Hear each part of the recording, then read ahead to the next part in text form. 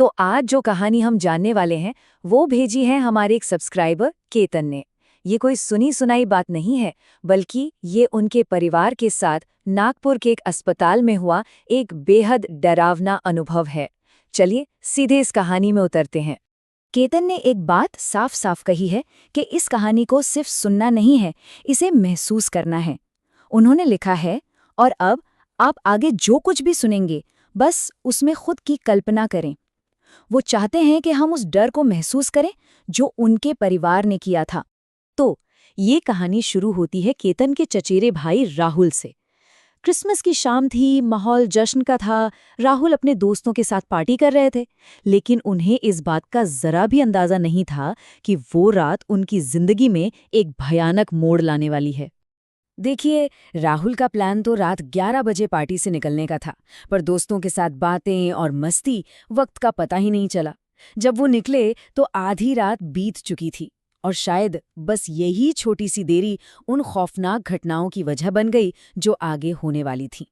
खैर, राहुल अस्पताल पहुंचे, 7वीं मंजिल पर अपने दोस्त सानू से मिले, उसे मिठाइयां दी, थोड़ी देर बातचीत की और फिर घर के लिए निकल पड़े।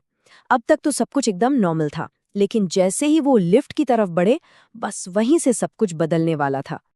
और बस यहीं से एक मामूली सा हॉस्पिटल का चक्कर एक ऐसे भयानक तजुर्बे में बदल जाता है जिसे वो शायद कभी नहीं भूल पाएंगे। राहुल ने तो पार्किंग का बटन दबाया था, है ना?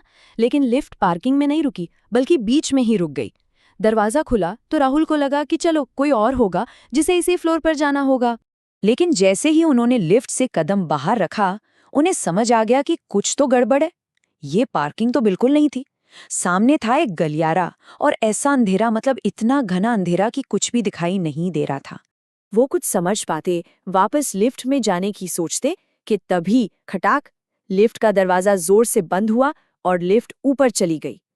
अब वो अकेले थे और बाहर निकलने का रास्ता बंद। तो अब राहुल अस्पताल की 3री मंजिल पर अकेले, चारों तरफ अंधेरा, कोई रास्ता नहीं, मतलब वो पूरी तरह से फंस चुके थे। अकेलापन और अंधेरा तो एक बात थी, पर अब उसे कुछ आवाजें सुनाई देने लगी, और इन आवाजों ने ये साफ कर दिया कि वो वहां अकेला नहीं था। तो कौन था उस अंधेरे में?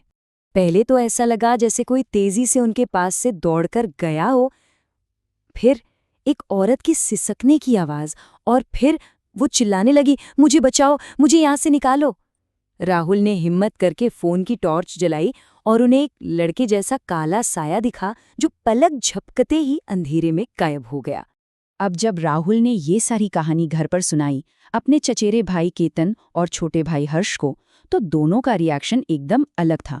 हर्ष तो डर गया, लेकिन केतन, जो खुद को एक घोस्ट हंटर मानता था, उसकी तो जैसे आंखों में चमक आ गई। देखिए, दोनों भाई कितने अलग थे। केतन के लिए ये एक एडवेंचर था, एक मिस्ट्री थी जिसे सुलझाना था। उन्हें तो उस जगह पर एक अजीब सा खिंचाव महसूस हो रहा था। और दूसरी तरफ थे हर्ष, जो डरे हुए थे। वो तो बस इसलिए मान गए क्योंकि दिन का वक्त था। उन्होंने लिफ्ट को हाथ भी नहीं लगाया, मतलब जानबूझकर। केतन को सीधे उसी जगह पर जाना था, उन्हें देखना था कि आखिर उस 3री मंजिल पर है क्या। तो उन्होंने सीढ़ियों का रास्ता चुना। और अब हम पहुंचते हैं कहानी के उस हिस्से पर जहां रोंगटे खड़े हो जाते हैं, जहां केतन का सामना उस चीज से होता है जिसके लिए वो वहां गए थे। जैसे ही केतन ने 3री मंजिल की सीढ़ियों पर पैर रखा, अंधेरे में से एक औरत निकली। उसका चेहरा पूरी तरह से बिगड़ा हुआ था, और फिर जो हुआ वो यकीन से परे था। वो किसी मकड़ी की तरह छत पर चढ़ गई और केतन की तरफ रेंगने लगी। फिर अचानक वो छत से नीचे लटकी और उन्हें इशारे से पास बुलाने लगी। केतन खुद बताते हैं, मुझे ऐसा लगा जैसे उसने मुझे हिप्नोटाइज कर लिया हो। मैं उसकी तरफ खिंचा चला जा रहा था। सोचिए, वो पूरी तरह से उसके वश में थे। ठीक उसी पल उनके भाई हर्ष, जो ये सब नीचे से देख रहे थे, उन्होंने दौड़कर केतन को एक जोर का थप्पड़ मारा, और बस वो सम्मोहन टूट गया। केतन को होश आया। जैसे ही हर्ष ने भी उस औरत को देखा, दोनों भाई वहां से भागे, अपनी जान बचाकर भागे। पर कहानी यहाँ खत्म नहीं हुई। असल में ये तो बस शुरुआत थी। केतन को लगा था कि वो उस अस्पताल से भाग आए हैं, पर वो डरावना साया उनके साथ उनके घर तक आ गया था। भागते हुए उन्हें अस्पताल का एक कर्मचारी मिला, और उसी ने उन्हें उस 3री मंजिल का भयानक राज बताया। कि कुछ साल पहले वहां एक बहुत बड़ी आग लगी थी। उस आग में कई लोगों की जान चली गई थी और तब से ये माना जाता है कि उनकी आत्माएं उसी फ्लोर पर भटकती हैं। उस मुलाकात का असर केतन पर बहुत बुरा हुआ। 1 महीने तक वो सो नहीं पाए। उन्हें बार बार उसी औरत के बुरे सपने आते थे। वो हर छोटी बात पर चिढ़ने लगे थे। घर का पूरा माहौल भारी और नेगेटिव हो गया था। ये साफ था कि वो चीज अब उनके साथ थी।